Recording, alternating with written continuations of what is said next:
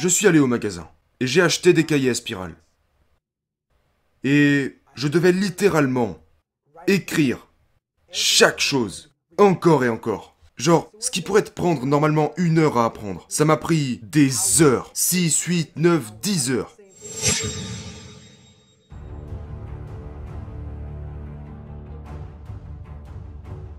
Je ne voulais pas déranger ma mère avec quoi que ce soit. Donc, j'ai gardé tout ça loin d'elle. Et j'étais là à essayer de faire disparaître ces trucs et... Un jour, je suis rentré à la maison, et 2 semaines plus tard, elle a reçu une lettre envoyée par l'école. Et la lettre disait « Votre fils va échouer. Il ne va pas obtenir son diplôme. » Et elle me dit « Mais qu'est-ce que c'est ?» Et alors là, j'ai dû tout lui avouer.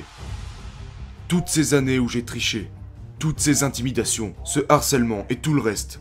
Et elle était si mal dans sa vie que la meilleure chose qu'elle a trouvé à me dire c'était « Tu sais, tu vas échouer. Tu vas échouer à l'école. » Et je me disais genre, mon Dieu, tu sais, elle était dans une période sombre, et j'étais dans une période sombre. Et nous étions un peu seuls et dans la même maison, mais nous vivions des vies tellement différentes. Et j'ai réalisé à ce moment de ma vie que j'avais une super maman, mais que j'étais seul. Et c'est là qu'un vrai changement s'est produit pour moi, quand j'ai dit, je vais rejoindre l'armée. Donc à 16-17 ans? Ouais, vers 17-18 ans. Je voulais passer au programme d'entrée différée. Et je suis donc allé passer ce test, et j'ai triché. C'est ce que tu savais faire. C'est ce que je faisais. Alors je me suis trouvé un ami, parce que je suis entré dans le bureau du recruteur, et le recruteur m'a dit « Tu dois passer le test ». Alors déjà, quand j'ai entendu le mot test, j'étais comme « Oh, attends une seconde mec, je vais revenir demain ». Donc je suis revenu et... Le recruteur commençait à distribuer les tests. Je me suis dit « Super, je vais m'asseoir à côté de mon pote, comme ça je pourrais copier sur ce qu'il écrit et... » Sauf que les tests n'étaient pas les mêmes. Et c'est à ce moment-là que j'ai eu ce déclic. J'ai échoué plusieurs fois à ce test. 2 fois, il me semble.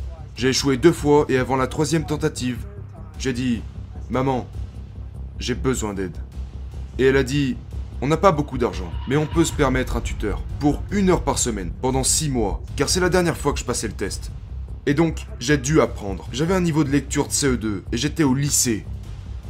Donc j'ai eu 6 mois pour tout apprendre. Et en ayant un seul tuteur, 1 heure par semaine. En gros, ce qui s'est passé, c'est que elle venait pendant 1 heure et... Mais je retenais rien de ce qu'elle me disait.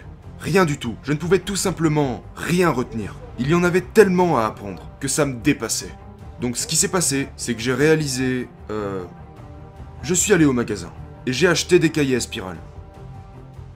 Et je devais littéralement écrire chaque chose, encore et encore. Genre, ce qui pourrait te prendre normalement 1 heure à apprendre, ça m'a pris des heures, 6, 8, 9, 10 heures, à écrire la même chose encore et encore. Des trucs simples? Des trucs simples.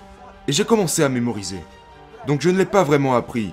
Je pouvais juste m'en souvenir, du fait de l'avoir écrit tant de fois. Genre, à la page 71, je me souviens avoir vu ça. Et c'est comme ça que je l'ai fait. Et j'ai fini par réussir ce test.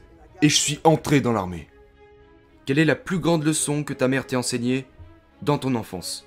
Honnêtement, la plus grande leçon qu'elle m'ait enseignée est une leçon qu'elle n'a pas vraiment... Elle ne sait même pas combien elle m'a enseigné.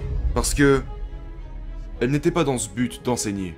Mon père lui a volé son âme. Mais ce que j'ai fait, quand j'étais enfant, c'est que j'ai observé. Tout le monde. J'ai su m'asseoir et observer ses erreurs. J'ai pu voir comment elle a lutté dans la vie. Et comment je ne voulais pas lutter dans la vie. Et j'ai pu voir... Elle ne m'a jamais rabaissé. Mais la plus grande chose qu'elle ait faite pour moi, et je te parle honnêtement, elle ne sait même pas qu'elle l'a fait.